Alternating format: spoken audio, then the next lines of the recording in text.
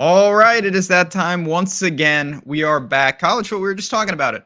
College football regular season is almost over. Can you believe that? But we still have a couple weeks to make some more money, and that's what we're going to try to do here at Betting You at Odd Chopper. Welcome aboard to our college football Betting You big time episode, main games. We're going to break them down, give you our first thoughts, our bets, everything in between. I am Rasa. Matt Gajewski, of course, joins me for week 12, sir. You just said it. You're tired. You don't want to see it end. A lot going on in the college football world.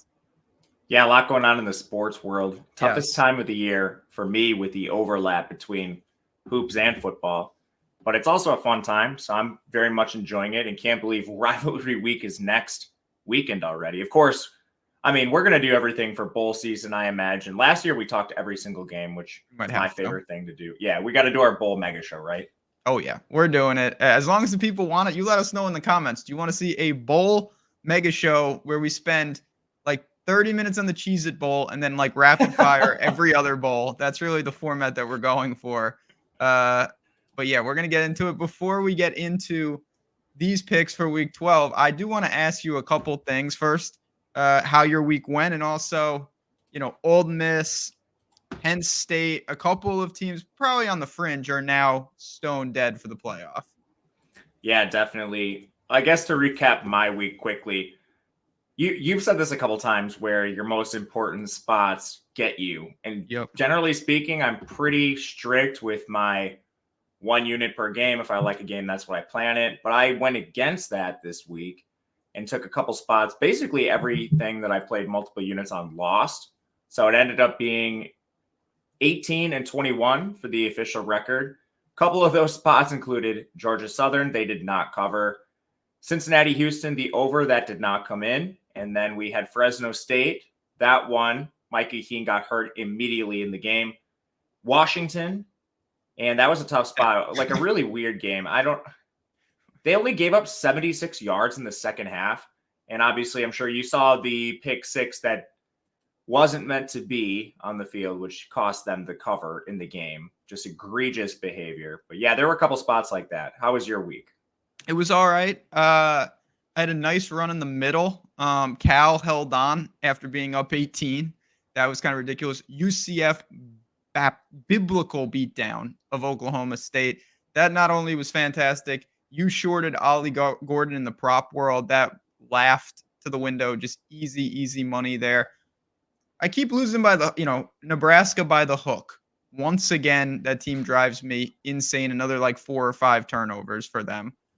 Oregon, they're up 22. They're up 16. They missed a field goal late. That kind of was like a Washington situation. They could have covered, probably should have covered, but didn't really get there. Overall, I was pretty happy with it. Far from perfect. But now we move on. And then I did get myself into trouble. You talked about this with Ole Miss, where we knew it was going to be a high variance game. They showed flashes of it, but Georgia's defense is now almost taking a backseat to a super offense that they have. Yeah, I mean, they finally are healthy. Like Amarius Mims was back. So that was awesome to see. I guess just a couple other takeaways. And I don't know, you want to briefly touch on the playoff? Sure. Yeah. I mean, I want your thoughts that and what is it, Franklin or is it Drew Aller? Because that is just a bad situation right now. Well, I had a list of players that, or I guess coaches that got fired, and Yurcich, their OC, is gone. Yes. I mean, Aller threw for 70 yards, 3.4 yards per attempt. Some of this is likely on him. Like, rarely do you have a problem that bad where it's just one factor. But also, I mean, like, Indiana was throwing for more yards on Michigan. Like, egregiously bad teams have had better performances than what Penn State put out there on offense. So, I mean, that firing is justified. Jimbo Fisher's finally gone. Oh, my God. We don't need to talk about that. I mean, that's been justified for 3 or 4 years. Zach Arnett, I mean, what a horrible hire by Mississippi State. I understand you want to internally promote, but you take an air raid offense that returned like 20 seniors or something ridiculous, and you turned it into a ground and pound attack. Like that, the writing was on the wall there. And then Andy Avalos for Boise State, his program has been disarray. Boise's not actually, a terrible team. Like this team is still in contention for a Mountain West title. They're probably not going to get there, but that's pretty rare to see a coach fired. But you could see guys portaling, terrible OC hires. Players obviously don't like playing for him if you're portaling midseason. But yeah, just wild stuff here before the end of the season. But yeah, Yeah. the playoff I think is more interesting. Yeah, so we'll see. Obviously, like I said, a couple fringe teams got knocked off. And it kind of leads us into our first game, and we could tie it into the playoff. Washington still control, they're winning. They're surviving and advancing. I don't know about this though. They're going into the dungeon, the secret place that no one can win in Corvallis, and they're underdog. I think that's a lot of respect by the books. I think it's warranted. But we got a tough game as we kick it off here. Talk to me about Washington and Oregon State. Yeah, this team's not going to the playoff unless they pull off 2 more upsets.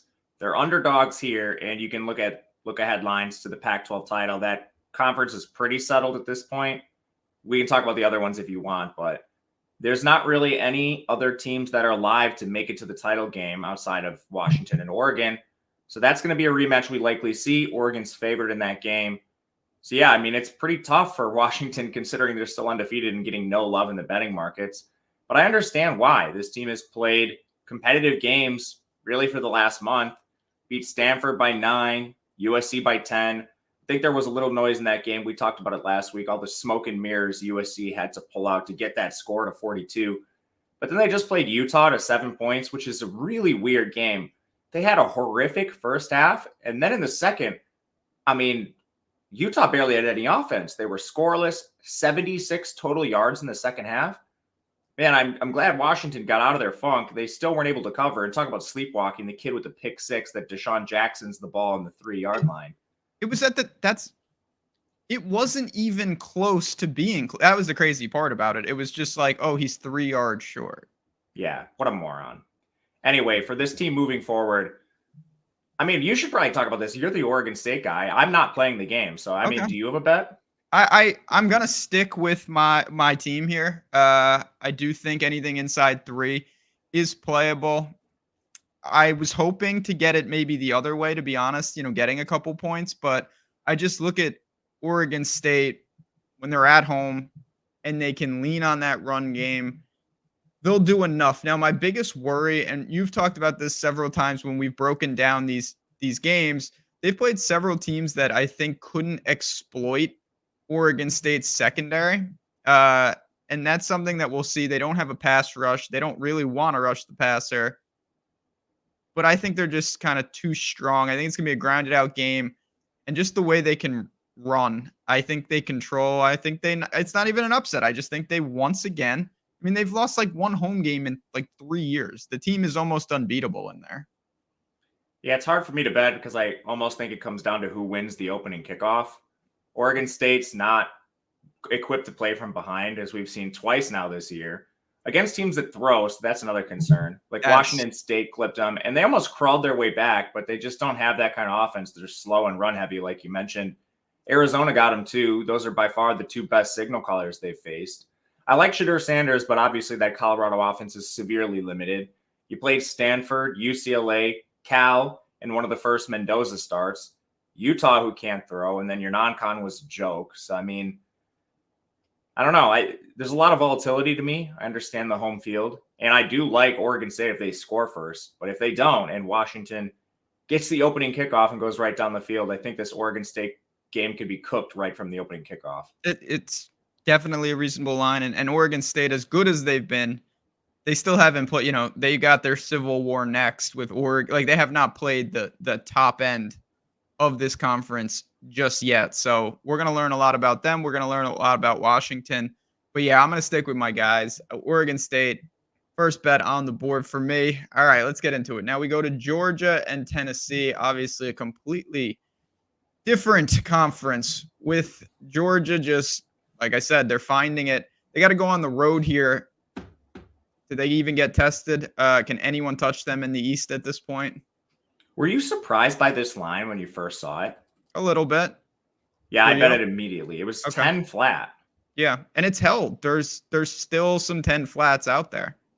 For some reason, Tennessee continues to get love in the markets, and I'm not sure why. Last week was a gift. We got Missouri as a dog. I mean, anyway. Yeah, Georgia's finally putting it all together. By far the healthiest they've been all year. Really, they just have one injury at this point. Jamon Dumas-Johnson, their linebacker. And I don't know. CJ Allen, their freshman at linebacker, he just absolutely balled out in that game. So I don't even know what the drop-off is like. And this is the case with most of Georgia's skill players. You have so many just five-star guys across the board. The inexperience can be a problem, but I mean, as soon as these guys start getting snaps, it doesn't take them very long to start just being elite players. They now have a fully healthy cast at receiver and tight end. Brock Bowers returned. Ladd McConkey turned his ankle a little bit, but they let him do media, said he was fine. Generally, if a player's hurt, you don't see them talk to the media. They had Julian Humphrey leave in the second quarter, but positive news there. Allegedly, it was just a stinger.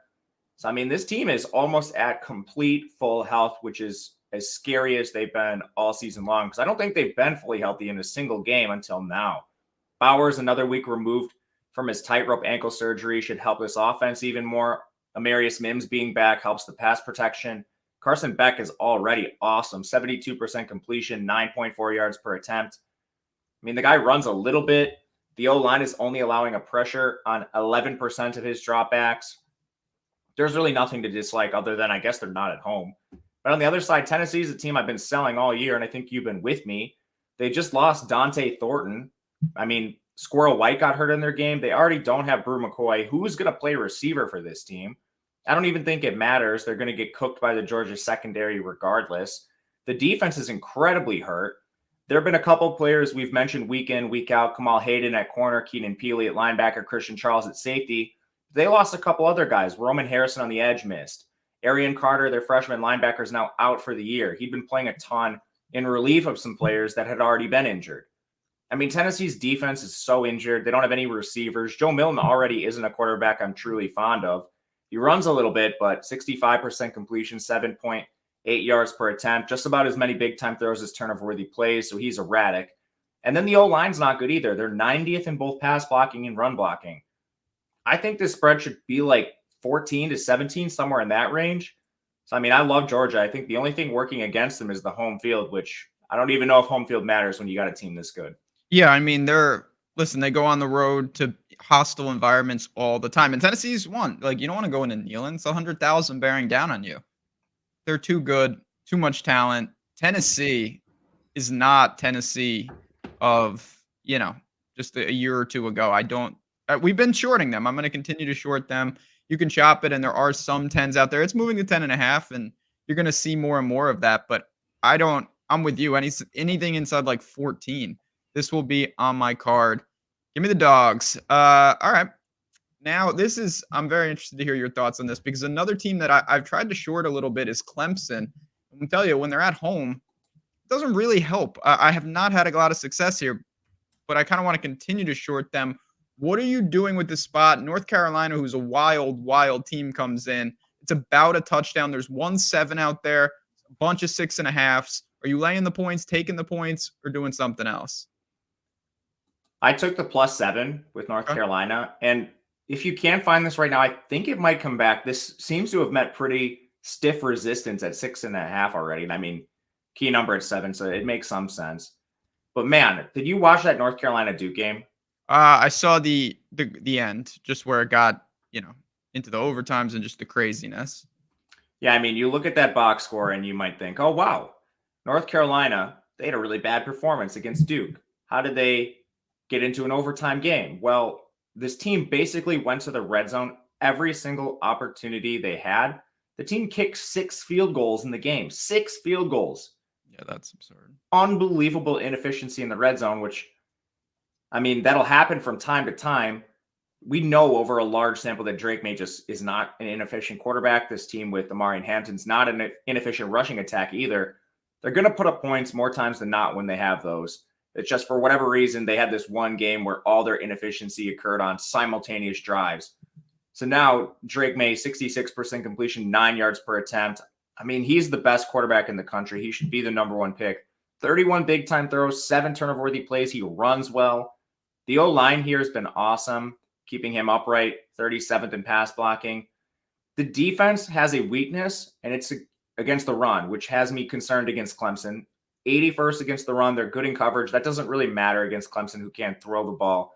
they lived through Maffa and Shipley. So that is a concern on the North Carolina side. But then looking at Clemson, I still don't think Cade Klubnik is any good. 62% completion, 6.3 yards per attempt.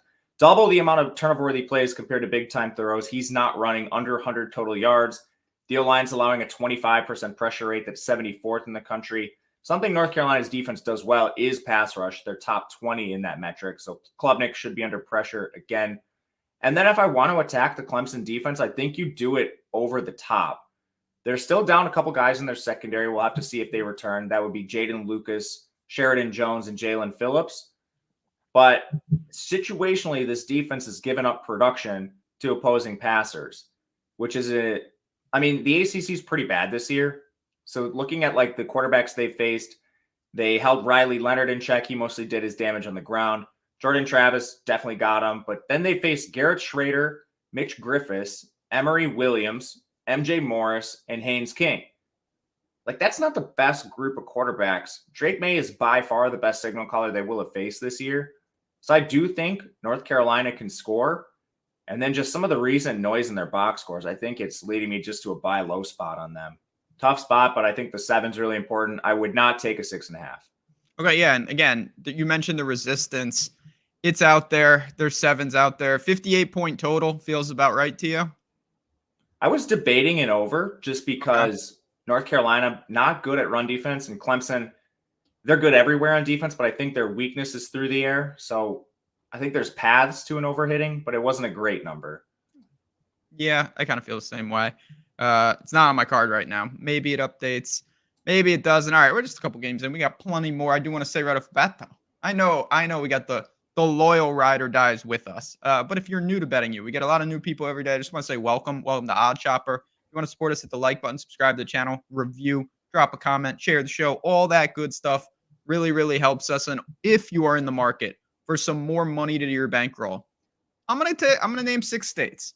You know the drill. If I don't name your state, fast forward to the next pick, Texas and Iowa State. If I name your state, though, get your money. New Jersey, Ohio, Virginia, Colorado, Iowa, or Kentucky. If I said your state, boom, $150 in bonus bets coming to your account at Bet365.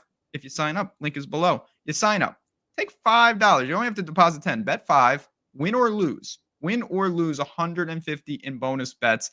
It's really that simple. I don't need to spend a lot of time on this. You got to be 21 plus, 18 in Kentucky. If you have a gambling problem, call 1-800-GAMBLER. If you're in one of those 6 states, you have an opportunity to get $150 for a couple minutes work at a great book, and then you have that ability to shop even further. So shout out to them. Make sure you get your money. Again, miss the states, just back up a little bit and make sure you collect. Let's talk about Texas and Iowa State. 2 teams, of course, in the Big 12. Iowa State's been a lot better than I thought. 7.5-point home dog here. Are they a live dog, or is this a Texas spot? Too much talent on the other side. That's what I'm worried about. Texas has played down to competition of late. I mean, in their last 5 games, other than BYU, they've all been within single digits. They lost to Oklahoma. They only beat Houston by 7. There was the BYU slaughtering. Kansas State, they beat by 3, and then TCU, they beat by 3. 2 of those games were started by Malik Murphy, but I mean, Houston was started by Ewers. The TCU game was started by Ewers, and they were facing a backup quarterback in Hoover on the other side. There's at least some questions with this Texas team, and it's why I don't think they're going to make the college football playoff, even with a loss. They just lost their running back, Jonathan Brooks. He tore his ACL. I think that's the biggest concern on offense right now because they were leaning on this run game. Quinn Ewers has been good. He's definitely better than Malik Murphy, but they haven't asked him to do much. He only has 8 big-time throws, 5 turnover-worthy plays. You can tell their offense is designed to keep the ball out of harm's way, take your easy reads, throw the ball underneath, and just let your playmakers work. Ewers also isn't a rusher. So the efficiency numbers look okay until you dive underneath the hood and realize they're just not asking him to do much. The O-line has been awesome for this team, which you can fall back on. 6th in pass blocking, pretty good in run blocking too. And they do have guys behind Jonathan Brooks. CJ Baxter, he's a 5-star. He's a freshman. He's young, but he's now had 10 games to get his feet wet, and he should be able to handle the work. So I think as long as you can have Ewers take care of the ball, which is an issue at times, get a similar play from CJ Baxter, this O-line should do the trick. And then Texas on defense has been solid. They're really good up front, pass rushing and run defense, 28th overall. Where they struggle is coverage. That's not really what Iowa State does to beat teams. Their offense is 98th. They're outside the top 115 in pass blocking and run blocking. With that Texas D-line, I think Rocco Becht is going to be under pressure. And he's been pretty good for a guy that basically wasn't expected to play this year. 62% completion, 7.4 yards per attempt. But again, I'm really worried about this O-line. 25% pressure rate already. Texas really strong up front. And then this Iowa State defense, they have been good, but they've also faced some pretty easy quarterbacks. You had Cade McNamara, Curtis Rourke, Ollie Gordon during the Oklahoma State quarterback rotation weeks, which was really stupid. But Dylan Gabriel carved them up for 9.4 yards per attempt. They played the game where Chandler Morris got hurt for TCU, faced Emory Jones, Blake Shapen. Jason Bean got him for 12.5 yards per attempt. Then Jake Retzlaff. So it's like they faced two good quarterbacks in a full complement of snaps all year, and they were both over 9 yards per attempt. So could Quinn Ewers do that? I think he can, as long as he just takes care of the ball and gives it to Worthy, Whittington, Mitchell, Sanders. We'll see. Debating playing this, was hoping a better number would pop with Iowa State being at home, but it's been pretty stuck at 8 so far. Did you ever read on this game? Come down just a touch, and that's what I'm waiting for too. If it hits 7, I'm betting it. I will bet Texas. There are 7.5s everywhere, and there are a couple 7.5s that are taking pressure on the Iowa State side. So -115. So I'm hoping someone makes the move. They'll face resistance at 7, but I want 7. And listen, you can spin it both ways. Texas was in full control against Kansas State and full control against TCU when they melted both times. They still won. But they were really, really up in those games. I'm hoping they can put together a more complete effort. I think that this is a situation where keep it clean and your talent will win out, particularly if you're laying 7. I think Baxter could be in line for – we'll talk about that on Saturday mornings over on Stochastic. They're on the slate. They won't be because it's an 8 o'clock game. I'm realizing that on the fly. But regardless – night slate, baby. Yeah, night slate. Let's go. Baxter, you mentioned 5-star. I want to see what he can do if he has a full workload here. It would be Longhorns or pass. Wait for 7. Keep an eye on it. That's my read on the game. Of course. Yeah, it's an awesome game. I mean, we didn't talk about the Big 12 implications, but this is a huge one. Iowa State is tied. They're in this logjam of 4 other teams. They're tied for 2nd. And I think Oklahoma State's going to come out of there. There's not really a lot of paths to Oklahoma, Kansas State, or Iowa State at this point. And Oklahoma State has a really easy schedule. So it's likely to be Texas, Oklahoma State in the Big 12 title for those of you playing futures. Miami somehow gets onto the show every single week. I was so disturbed by it that I just closed out our screen share. And don't worry, I'm going to put it back so we can find the line on this team. You mentioned last week, as much as they pain you, it's still a lot of good. And against Florida State, we saw a lot of good. They really showed flashes of it. Now it's just a 1-point spread against a Louisville team that's killed me all year. Are we back in Miami once again, or are we looking to short them this time? Well, another dumb thing I did that I forgot to say at the beginning of the show and why the record is worse is I bought out of my Miami position as soon as Van Dyke was listed as the backup. And apparently I overrate Van Dyke compared to the market because they pulled it at first and then they opened it at the same line. So I think I'm a genius buying out of this and not losing any juice. And then it turns out Van Dyke just stinks, and they think Emory Williams or whatever his name is at least equal caliber talent to Van Dyke, which was a shock to me. And it turns out he was. I don't know, man. This Van Dyke recent play has been horrifying. I almost think we were sold a bill of goods in his first season where he came in and he had an awesome stretch. Then he played terribly last year before getting hurt. He had a good couple of games this year, but his last 3 games since returning from injury have been downright horrific, like Deacon Hill level bad. He has 6 interceptions since returning from injury. So, man, I don't know if he's still injured. He clearly got benched. And unfortunately, the backup got hurt immediately, so we won't see him anymore. But I think most of this handicap comes down to how you think Van Dyke plays, because he's surrounded by talent. The O-line is amazing. 13th in pass blocking, 31st in run blocking. They have 4 running backs when they're all healthy. They have awesome receivers. We kind of saw the receiving play last game be sort of the engine that kept this Miami-Florida State game close. And then their defense is electric. They're 17th overall. They're amazing up front, 8th against the run, 10th in pass rush. Coverage, they're 68th, but they've been pretty hurt there. Recently, they had Darryl Porter miss a game, but he's expected back according to Cristobal. He's the best corner on the team. So that gives you 3 corners now that have awesome grades in Jaden Davis, Corey Couch, and Darryl Porter. Their edge rush has also been very good, and that's including they lost Akeem Mesidor and Nigel Kelly for the year, but Ruben Bain and Jafari Harvey have stepped up.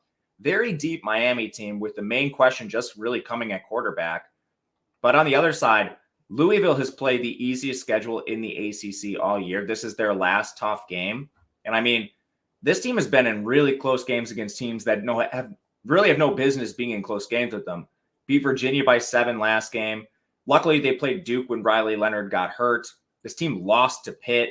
They had the win over Notre Dame, which is probably the feather in their cap. But then NC State by 3, Indiana by 7. Like, this team is not as good as we think, just based on the level of competition they faced. And they're also a little banged up here. Jawar Jordan's been hurt. They've had Jamari Thrash injured. Their number 1 corner, Jarvis Brownlee's already been ruled out of this game. They also haven't had guard Renato Brown. So I'm buying Miami again. We'll see if Van Dyke puts me in debt. And yeah, even with the loss, I mean, Louisville's still probably going to make the ACC championship. So this game isn't really important to them. I don't know. What do you think? I mean, they got me into trouble. What's one more? I'm also going to back Miami. I'm a big fan of Van Dyke, and obviously his trajectory did not go. I thought this guy would be in the Heisman conversation after year 1. And it hasn't happened. This isn't relevant because I'm taking Miami. Do you think there's any chance that they just go with another quarterback? I think the third string is Ja'Cory Brown. He's a decent recruit, but Cristobal already named Van Dyke the starter. Okay, So there we go. But I don't know what the leash is, Yeah, I mean, they seem more than willing to roll out some experiments there. Hopefully we don't see him because it seems to imply that something terrible happened if we do. But I'm just shorting. I've tried to short Louisville all year. I did it at the wrong times, particularly with Notre Dame. Don't think this team is that good. Miami has advantages all over the field. If Van Dyke doesn't lose the game, Miami should win the game. That's really kind of how I break it down. Let's go. You mentioned rivalry week.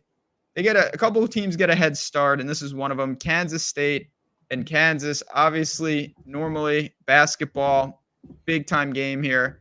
But for football, 8-point spread. Kansas, they're another one that hurt me. They had a comedy of errors once again last week. They should have won that game. They marched down. Just insane against Texas Tech for so many reasons. Bean gets hurt. What's going on there, and what do we expect in the spot? Oh, yeah, I forgot to mention the Bean injury. That was another game I lost. Immediately. And it wasn't just him. They lost Mason Fairchild. They lost Luke Graham. They didn't have Mello Dotson. A ton of guys injured for Kansas, which I think should be the main talking point of this game. And I think it's the reason you can't bet it now. I would have interest in the Kansas side if we got some positive news on these guys, but I honestly think the injury situation is the biggest hindrance to me betting it. And again, Jason Bean allegedly has a concussion. They called it a head injury. They said they think he's going to play. And man, this concussion stuff is so wild to me. In the NFL, you get a concussion on 7 days notice. You're basically a guarantee not to play. In college, they have some weird voodoo where apparently they already know fine on Monday that you're going to play. So I don't know. This concussion stuff is BS. Apparently it's definitely not diagnosed and treated uniformly, even from the NFL to the NCAA. I mean, Jaden Daniels and Preston Stone last week both played on like 6 days. Preston Stone, yeah, the SMU game. I'm sorry, I was certain he wasn't passing protocol, and then he just played. 6 days. 6 days. There's been one NFL player in the last year to play in 7 days after getting a concussion. Like, this is just complete nonsense. Anyway, sorry, that has nothing to do with this game. So apparently Bean's likely to play with a concussion. We'll see on that. But it's not just him. Their starting tight end, Mason Fairchild, down. Number 1 receiver, Luke Grimm, went down. They lost their right tackle, Bryce Kebbledew, during the game. And then on defense, their best defender, Mello Dotson, didn't play, and he's still up in the air. So there's a ton of injuries on Kansas, and Kansas has had a great year. They're not exactly deep. They still don't recruit with the powers of the Big 12. So, I mean, injuries are really impactful to this team. You don't want your backups on the field. It's not like Texas or Georgia where your backups are all 5 stars. Kansas State is relatively healthy. The only real injuries they have aren't new, like Daniel Green, Asa Newsom have been out for a while. Jake Clifton, one of their linebackers, got hurt in their last game, so that's a position of weakness for them. But otherwise, this team is pretty healthy overall. You've got two good quarterbacks, 5 receivers, 2 awesome running backs, a good offensive line that's 42nd in pass blocking, 16th in run blocking, a solid defense whose weakness is against the run, but fortunately, you're not really going to get tested through the air, I think, with all the injuries on the Kansas side. So, man, I don't know. If you told me Kansas was fully healthy, I'd have a lot more interest in backing them, but this is one that's just going to have to come down to later in the week, man, when we get some injury news. If we do get the right news, I will bet Kansas. Yeah. I mean, I thought that Ballard, who took over, actually played okay, but it's still a significant drop off.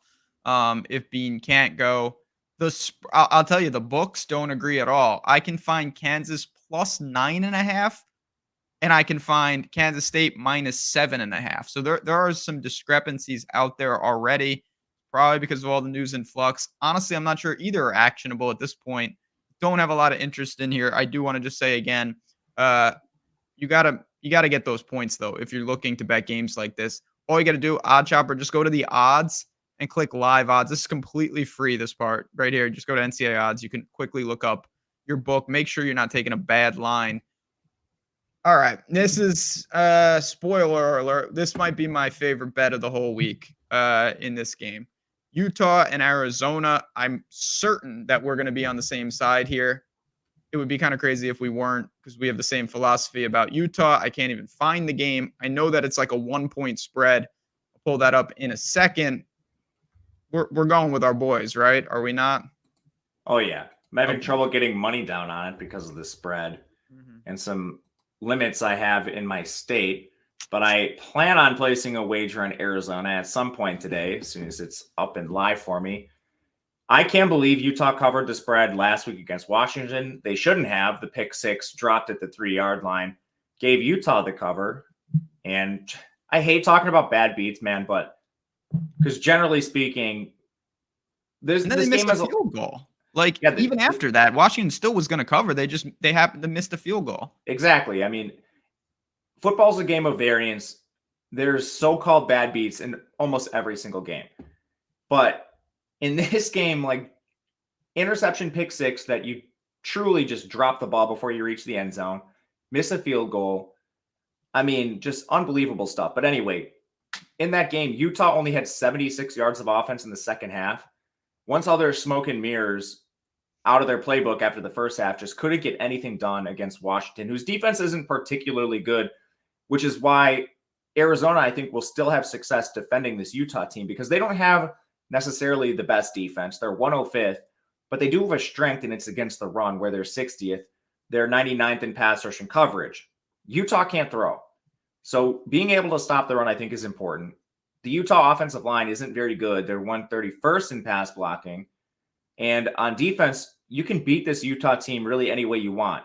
109th in run defense. They're 60th in coverage, which is pretty good. But Arizona, man, this offense is electric. 12th overall in total efficiency. 2nd in pass blocking. 56th in run blocking. Just skill position players for days. Michael Wiley's expected back. They've gotten good snaps out of Jonah Coleman at running back.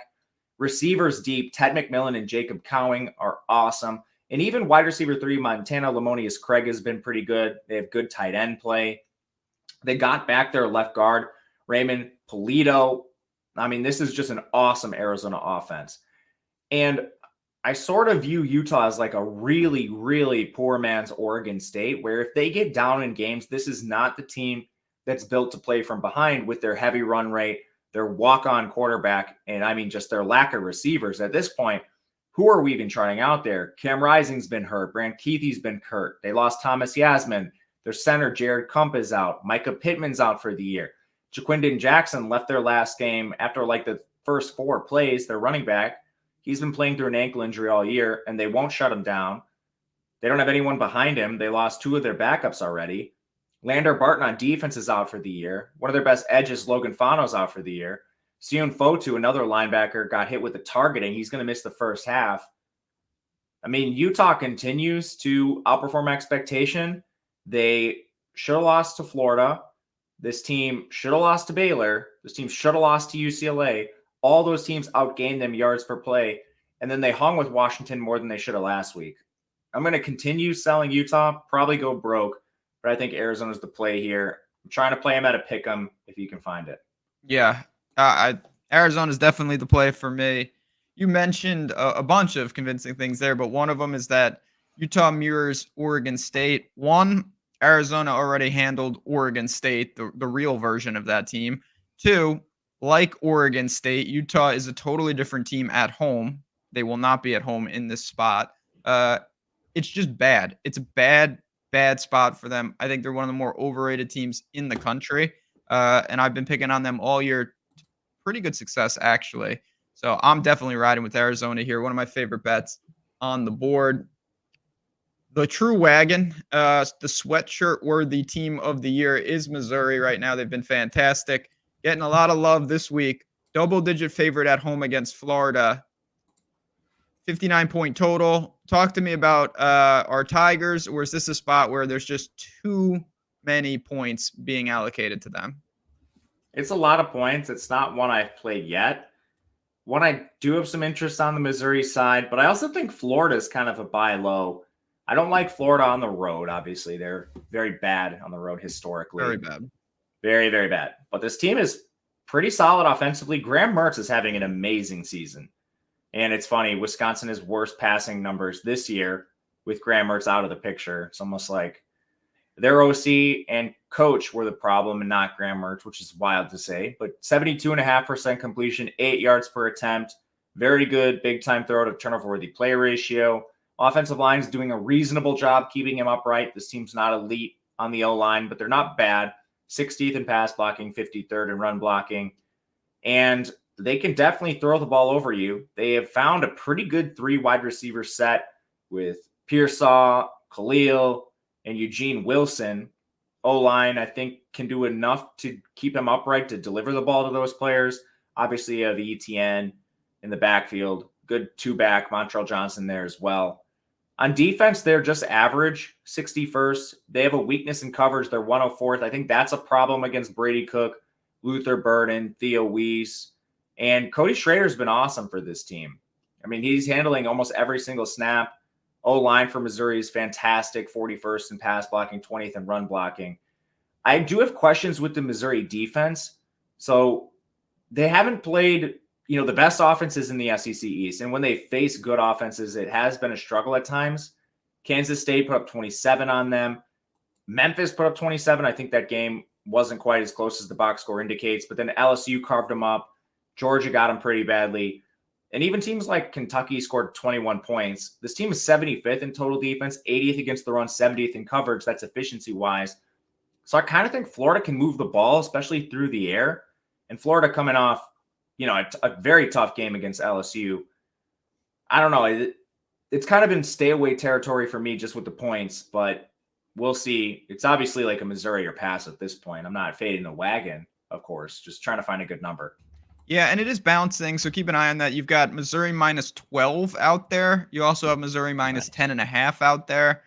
So there is some discrepancies. If it hits 10, I'll take a more serious look on it. It's not on my card right now. I love Missouri, as we all know, like we all do here. I kind of like Florida, though, in life. I think they're maybe a little undervalued, but I can't back them on the road. It's too gross. A couple more SEC squads, Kentucky and South Carolina. Kentucky was not able to cause any problems for Alabama. Much more reasonable opponent here. It's a 2-point spread, 54-point total. What do you think about the middling SEC East teams? I like Kentucky in this spot. Only reason I haven't betted is South Carolina's taken money. I think Kentucky showed themselves relatively well against good teams. they didn't play terribly against Alabama last week. And I mean, could have been closer. This team went for it on 4th and 2 at the Bama 9-yard line. Obviously didn't get it. Demi Sumo-Kongbai dropped a touchdown. There were paths to this being more competitive than what we actually saw at the end of the day, which was a beatdown loss. But I think this Kentucky team just has overall better players than South Carolina at this point. When you look at the South Carolina team, who's just been devastated by injuries, there's a ton to be desired. Antwain Wells is still hurt. They just lost Trey Knox, their tight end. Offensive line's been a revolving door. Juju McDowell and Dak Joyner are both out. Trey Jones has been injured. Xavier Legette playing through a bone bruise in his ankle and doing so effectively, which is surprising to me. But just tons of injuries for South Carolina. On offense especially, their defense is terrible. 111th in coverage, 63rd against the run. Kentucky tries to throw the ball over you. When they don't, Ray Davis has been efficient enough to get things done by himself. But South Carolina, I mean, they just beat Jacksonville State by 10, and then they played Vandy, who everyone beats Vandy down. I actually like the way Kentucky's team is comprised. A lot of it just comes down to how Devin Leary plays on an individual game basis, because 57% completion for 7.2 yards per attempt is not good, but the Kentucky O-line is pretty decent, 43rd in pass blocking. They have a good defense, 68th overall, pretty good in coverage, which is important against Rattler and Legette. I think overall Kentucky's just the better team, talent-wise. And you can get the South Carolina team in sort of a sell high spot after they played 2 cupcakes in their 2 most recent games. I think I'm with you here. I'm not looking to. You mentioned the schedule has lined up where it's kind of led me into a fall. Not me. I just think in general, if you're just box score hunting, those opponents, it's weird. The SEC always has that at late in the year. You get one rando cupcake to kind of chill out from just the grind. Now they're back at it. Kentucky, yeah, they are taking money. I mean, how low? What are you waiting for? Are you waiting pick them one? I don't know. I'm just gonna wait and see where it gets resistance. Okay. Every point matters. Every point matters. I love it. No doubt about it. And it's down to 1.5 at multiple books. See how low it goes. We got a couple games left, but I also, first of all, I appreciate all the messages we get about this show. It's fantastic to support. One of the most common messages I get is, can I showcase the premium tools? And I can. I'll do it real quick here over on Odd Chopper. If you're looking to take it to the next level, just want to show you what we've got. The market-based approach populates in real time. This is the type of stuff that if you're serious about betting, if you're serious about trying something, come in for the week. Try it out for a month. See what you think. Completely customizable. So first things first, bankroll tracker. You type in how much you got at your disposal. The bet sizes are going to change. Leagues, completely filter. I only want NBA and NFL. Okay, no problem. Oh, sportsbook? Well, I don't play on this book or this book. I don't want to see those bets. Put in what you want. This does all the work for you. You see the ratings, the expected value, the X win percentage, the optimal bet size, and the true odds. And then you can see, why is this valuable? Boom. Well, you see minus 108 right here, minus 155 right there. That generally is some value right there. Over time, you will see it add up in the form of dollars. Again, it's a great tool. I use it every single day as a guide to find bets, to find props. It populates in real time. It's really, really good stuff. If you want to see more of this, come on in. Link is below. Just see the Odd Chopper Premium and see what you think. Let us know. Let's talk. Let's go out west, because this is mercifully, the season is almost over for USC, but they do have to play in their rivalry game against UCLA. What's left, man? What is there to say about these squads? Yeah, I guess they're both not playing for anything. Not really. But I did take USC at minus 5.5 before the line movement. I think this offense, I mean, they've just been running the gauntlet of pretty tough teams recently. And their last 5 games, I guess their last 6, they played Arizona, Notre Dame, Utah, who I don't think that much of, but they lost, Cal, Washington, and Oregon. That's a pretty difficult slate of opponents. And on the other side, UCLA has kind of faced the opposite. They did play Oregon State, but then Stanford, Colorado, Arizona, who's tough, and Arizona State. So I think you can kind of sell UCLA high, buy USC low. This UCLA offense is a disaster. They've been just playing quarterback roulette, some due to injury. But, I mean, we've seen Dante Moore, Ethan Garbers, and now Colin Schlee. All of them are hurt in some capacity. I think we'll get Garbers back, but I don't know. Cam Brown missed their last game, one of their receivers. They've also been dealing with some injuries on defense. Darius Masao at linebacker, Gary Smith on the interior defensive line, and Kamari Ramsey, one of their safeties, didn't play in their last game. USC is not any healthier, especially on defense. Their defense didn't have Sayer Wright, Jacoby Covington, Zion Branch, Jalen Smith, and Eric Gentry. 4 of those players in the secondary, with Gentry playing linebacker. But when I look at the 2 injured defenses and look at the quarterback play and the skill position players, I think USC is far more equipped to exploit that than UCLA, who hasn't been able to exploit so I think Arizona State still has a worse defense than USC, even when USC is hurt, if that makes sense. And UCLA couldn't exploit that. This team just lives through their defense. They can't score any points. Their line is 106th in pass blocking. So, I mean, can you keep Caleb Williams away from pressure? This UCLA team is an awesome edge rush. Can you throw over the top of them? I think maybe this is sort of like Iowa State. When I look at the quarterbacks UCLA has faced, you've got Jalen Maiden, Nate Johnson, Cam Ward, who's up and down. Uagalale got them for 10.1 yards per attempt. Then you face Ashton Daniels for Stanford, Shadur Sanders from Colorado, Noah Fafita, 9.4 yards per attempt, and then Trenton Bourguet. I still think this UCLA defense is probably a little overrated now facing Caleb Williams. It's going to be tough. And I don't think UCLA can exploit the weaknesses on USC's defense. So I'll lay the points. Prefer under 7 if you can get it. USC's taking a lot of money.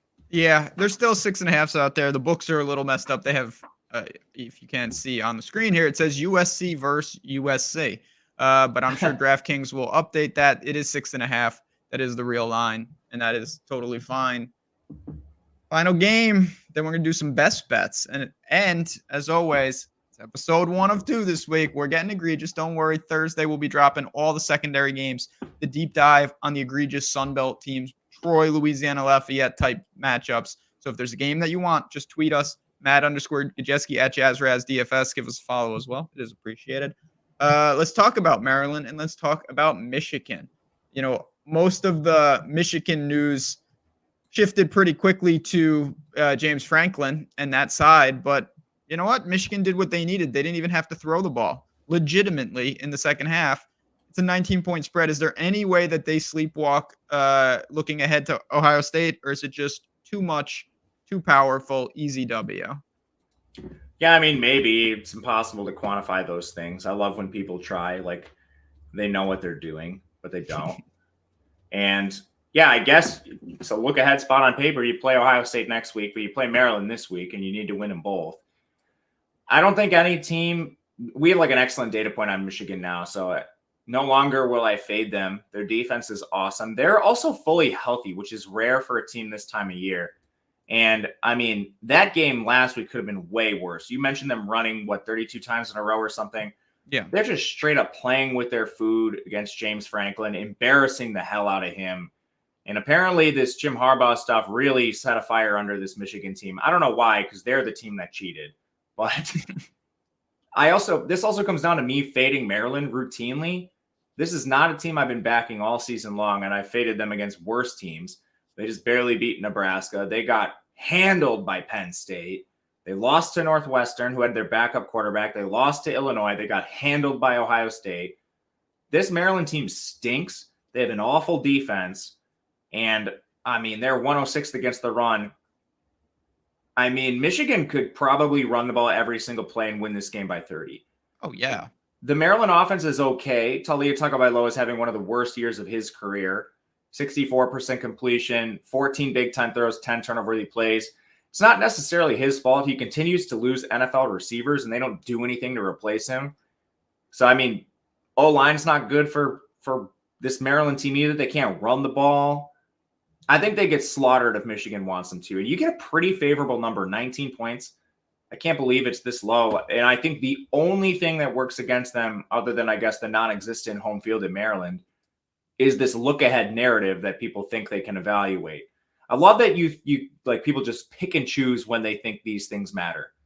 Okay. They can actually figure it out. Confirmation biased at its finest. I mean, there are so many little things that you can find on both sides of that, because Michigan almost blew a look-ahead spot last year.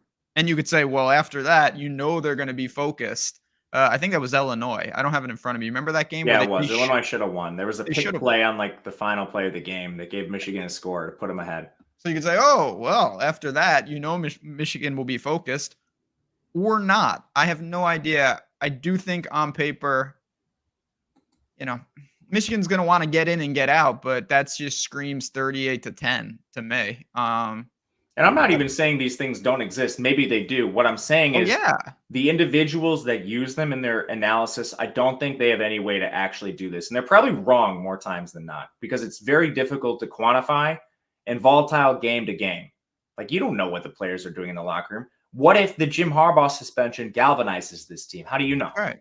But it's all based on if Michigan loses to Maryland, everyone in the world will say, or struggles, will say, "Oh, well, they were looking ahead."